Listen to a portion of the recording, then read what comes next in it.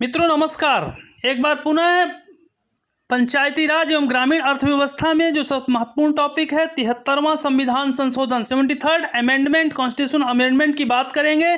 इसके तहत जो 11वीं अनुसूची जोड़ी गई थी पंचायतों से संबंधित उसके बारे में बात करेंगे और ये बहुत महत्वपूर्ण टॉपिक है। इसमें से हर बार 1 से 2 प्रश्न पूछे जाते हैं। टॉपिक छोटा है लेकिन महत्वपूर्ण है, ध्यान से पढ़िएगा।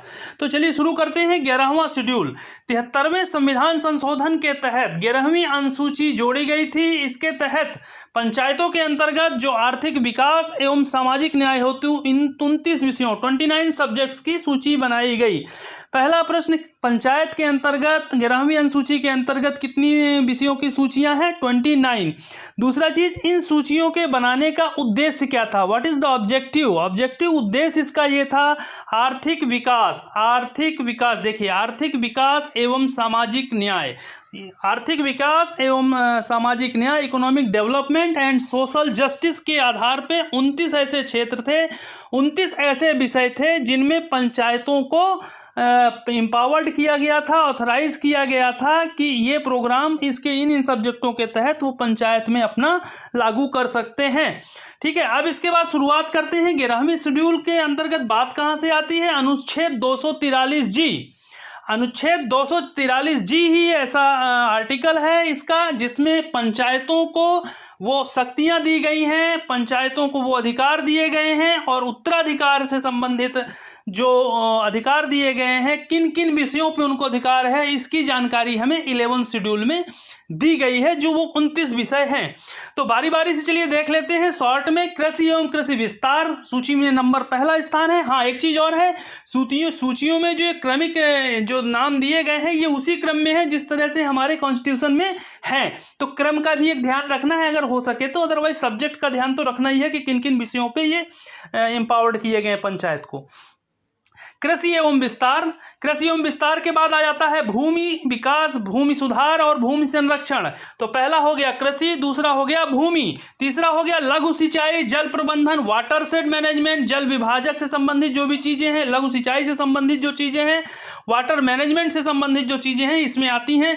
चौथे नंबर पे आता है पशुपालन, आता है डेयरी, आता है कुक्कुट का मतलब होता है जो भी पक्षियां हैं, मुर्गियां हैं, बतख हैं, ये कुक्कुट कहलाते हैं। ठीक है, तो ये चौथे नंबर पे पशुपालन और 5वें पे मत्स्य या मछली पालन। तो शुरू के 5 हम देखेंगे। कृषि हो गया, भूमि हो गया, सिंचाई हो गया, पशुपालन हो गया और मत्स्य हो गया। कृषि, भूमि, सिंचाई, पशुपालन, मत्स्य। इसके बाद नंबर 6 पे आते हैं सोशल फॉरेस्ट्री, सामाजिक वानिकी आ गया 6वें नंबर पे। 7वें पे लघु वन उपज, 8वें में लघु उद्योग, खाद्य प्रसंस्करण, 9वें में खादी ग्राम उद्योग, कुटीर उद्योग और 10वें में ग्रामीण आवास। तो 6 नंबर पे देखिए, जो अपने गांव में जो जमीनें पड़ी रहती हैं उनमें वृक्षारोपण का कार्य किया जाता है सामाजिक वानिकी के तहत। 6वें नंबर पे सामाजिक वानिकी। 7वें नंबर में लघु वन उपज, जो भी वन है उनसे जो उत्पाद प्राप्त होते हैं, फल वगैरह, वो उसकी जानकारी है इसमें। 8वें नंबर पे लघु उद्योग हो जाते हैं और खाद्य प्रसंस्करण जो फूड प्रोसेसिंग का काम होता है। 9वें में खादी ग्राम उद्योग है। 10वें में ग्रामीण आवास है। इसके बाद चलते हैं 11वें नंबर पे पेयजल, ईंधन, सड़क और ग्रामीण विद्युतीकरण। 11वें नंबर पे पेयजल, 12 में ईंधन और चारा, 13 में सड़क और जलमार्ग के बारे में और 14 में ग्रामीण विद्युतीकरण। इन क्षेत्रों में पंचायत को एम्पावर्ड किया गया है, उत्तराधिकार दिया गया है। ठीक है, तो ये 14 नाम फटाफट एक बार और देख लेते हैं। शुरू के 5 कृषि, भूमि, सिंचाई, इसके बाद पशुपालन, मत्स्य पालन, फिर 6वें नंबर से सामाजिक वानिकी, लघु वन उपज, लघु उद्योग, खादी ग्राम उद्योग, ग्रामीण आवास, फिर 11वें नंबर पे पेयजल, ईंधन, चारा, सड़क, जलमार्ग और ग्रामीण विद्युतीकरण।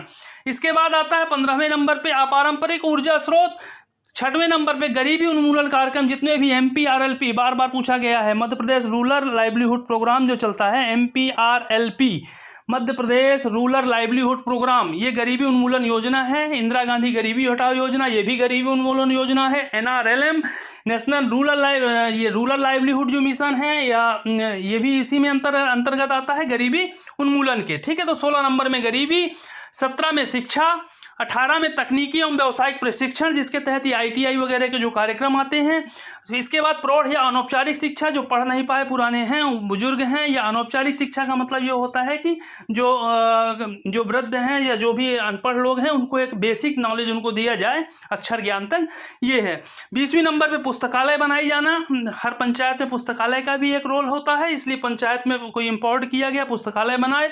सांस्कृतिक क्रियाकलाप करे, बाजार और मेले से संबंधित जो भी पावर है, बाजार से जो भी संबंधित, मेले से संबंधित जो प्रक्रियाएं हैं वो पंचायत के अधीन होती हैं। स्वास्थ्य एवं स्वच्छता, हॉस्पिटल वगैरह, स्वास्थ्य और स्वच्छता का, परिवार कल्याण का, और इसके बाद परिवार कल्याण के बाद आ जाता है महिला बाल विकास, समाज कल्याण, दिव्यांग, खासकर दिव्यांग जो हमारे भाई बहन हैं उनके लिए समाज कल्याण की भावना पे ये काम करना है। दुर्बल वर्ग, विशेषतः SC ST को जो है उसके कल्याण की योजनाएं बनाना। सार्वजनिक वितरण प्रणाली, पब्लिक डिस्ट्रीब्यूशन सिस्टम, इसे PDS भी बोलते हैं, इसको PDS, पब्लिक डिस्ट्रीब्यूशन सिस्टम, सार्वजनिक वितरण प्रणाली। इसके अंतर्गत सोसाइटी में जो दाल, चावल, गेहूं, चीनी, शक्कर मिलता है, उचित मूल्य की जो दुकानें हैं वो इसके अंतर्गत आती हैं। और सामुदायिक आस्तियों का आरक्षण, ठीक है ना। और बाकी जो चीज़ें हैं जो भी कम्युनिटी में बनी हुई हैं, अस्पताल है, विद्यालय है, पुस्तकालय है, इन सब चीज़ों का संरक्षण करना, आरक्षण करना, ये पंचायत के दायित्व हैं। इन्हीं 29 विषयों पे पंचायत जो है अपना उत्तराधिकार और जो शक्तियाँ रखती है, ठीक है। अब बात ये आती है कि क्या पंचायतों में सब जगह पे इन सब चीज़ों की जो भी 29 विषय हैं उन पे काम कर रही है, तो ऐसा नहीं है।